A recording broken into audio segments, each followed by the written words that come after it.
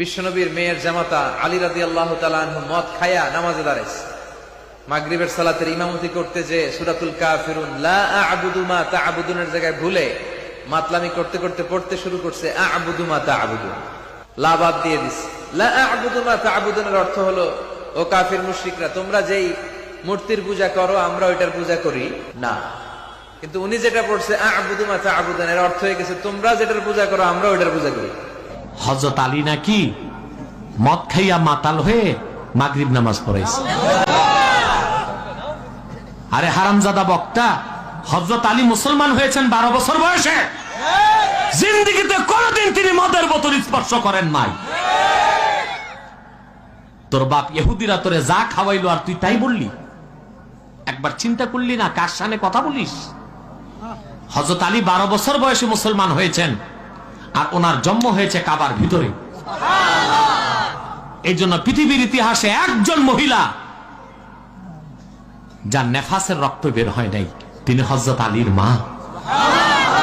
কারণ হযরত আলী জন্ম নিয়েছেন বাইতুল্লাহর ভিতরে, নেফাসের রক্ত বের হলে কাবা নাপাক হবে, আল্লাহ তা হইতে দেন নাই। সুবহানাল্লাহ, সুবহানাল্লাহ। সে আলীকে নিয়ে মন্তব্য, হযরত আলী নাকি মাতাল হয়ে তারপর মাগরিব নামাজে দাঁড়াইছেন।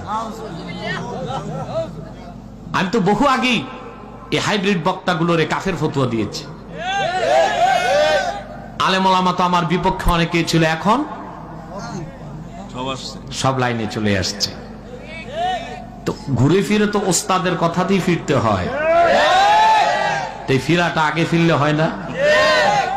সারা দেশের আহলে সুন্নাত আহলে হক এই হাইব্রিড বক্তাকে পরিত্যাজ্য ঘোষণা করেছে, কিন্তু কিছু দল মরাটারে খাড়া করতেছে। বেশিক্ষণ খাড়া রাখা যাবে না। বেলুন যখন উঠতে উঠতে অনেক উপরে উঠে, ফুস। ঠিক কিনা? আপনারা বুঝেন না? একটি বক্তা তার আলোচনায় নাই কোনো ধারাবাহিকতা, নাই কোনো বিষয় ভিত্তিক আলোচনা, নাই কোরআনের আয়াত, নাই হাদিসের কথা। তো মানুষ জমায়েত হচ্ছে কেন? এই কিছু ট্যাংরা, কিছু ফিশ, কিছু বাংলা, কিছু ইংলিশ, তার মানে বাংলিশ, এই শুনতে মানুষ যায় না? মানুষ জমানো হয়। সারা জেলা থেকে, থানা থেকে দলীয় লোকগুলো এনে ভরে দেওয়া হয় মাঠঘাট, শোডাউন করা হয়।